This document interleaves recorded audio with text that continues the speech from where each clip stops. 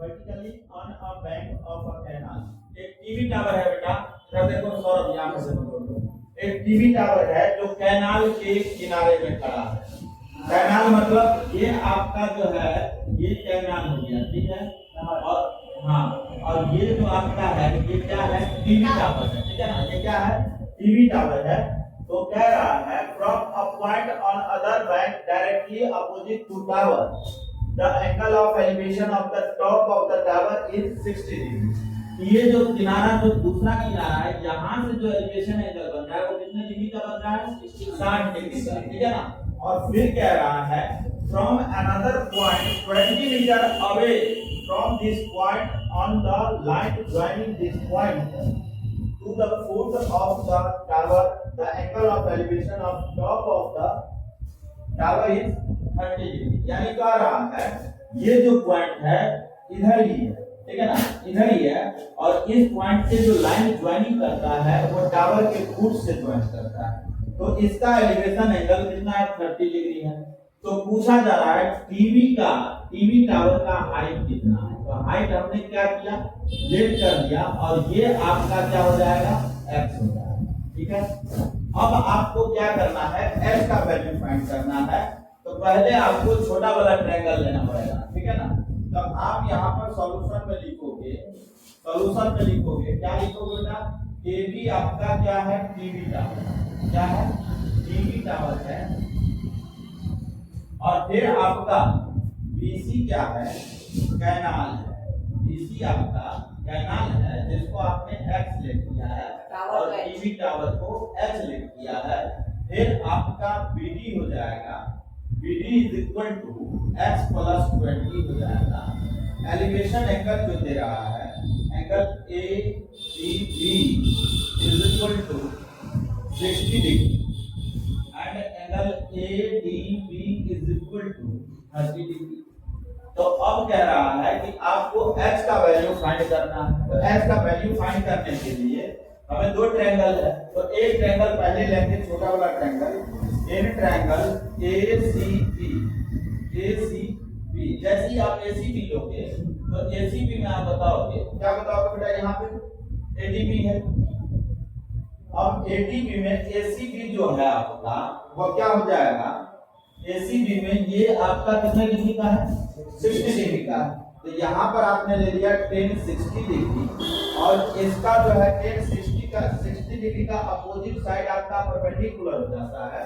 तो ये हो जाएगा आपका S y और ये नीचे वाला BC आपका क्या हो जाएगा, बेस हो जाएगा।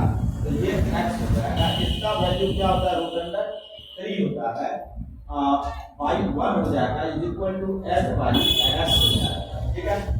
इसका बाई क्रॉस करोगे तो √3x is equal to h हो जाएगा। अब आपका x आ गया कितना ये फर्स्ट हो जाएगा, ठीक है। अब आपको इन ट्रायंगल कौन सा लेना पड़ेगा, इन ट्रायंगल ADB में जैसे ही आप लोगे तो ADB में हो जाएगा 1030 degree is equal to h by 20 plus x या x प्लस 20। ये हो जाएगा आपका 1/√3 is equal to h by x plus 20। अब आपको क्या करना है, बाई क्रॉस करना है। तो ये हो जाएगा आपका x plus 20 is equal to √3h, ठीक है।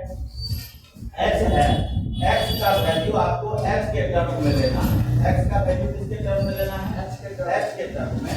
x के जगह पर हम x नहीं रख सकते, तो x के जगह पर हम h रखेंगे। तो यहाँ पर देखो कि x है तो x is equal to √3h minus क्या हो जाएगा, 20 हो जाएगा। और इस जगह आपको क्या करना है, x का वैल्यू पुट करना है। ये इक्वेशन सेकंड हो जाएगा। अब x का वैल्यू किसमें पुट करना है, फर्स्ट। तो यहाँ पर लिखोगे पुटिंग द वैल्यू ऑफ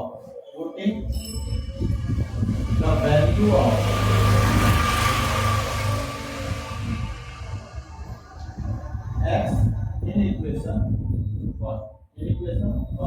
तो फर्स्ट इक्वेशन जो आपका है ये रहा, तो √3 into √3h minus 20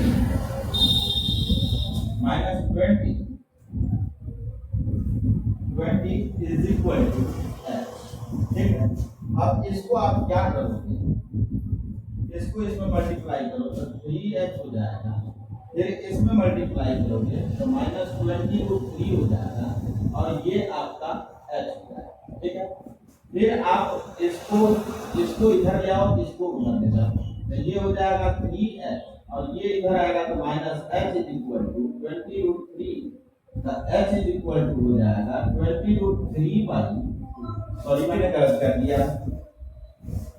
दिया हमने, ये आपका हो जाएगा h में से लेस कर दो तो कितना हो जाएगा 2h हो जाएगा, 3h में से h लेस करोगे तो 2h और h इज इक्वल टू आपका 20√3 बाई कितना हो जाएगा 2 तो ये और ये कैंसिल कर कितना हो जाएगा 10 तो h is equal to 10√3 metre. h का वैल्यू पुट कर दो तो ये आपका रूट अंडर 3h है इज इक्वल टू h का वैल्यू कितना है 10√3 है तो 10√3 हमने कर दिया। अब h का वैल्यू लेना है तो 10√3 भाई कितना हो जाएगा √3। ठीक है, √3 से √3 क्या हो जाएगा कैंसिल तो x इज इक्वल टू 10 क्या होगा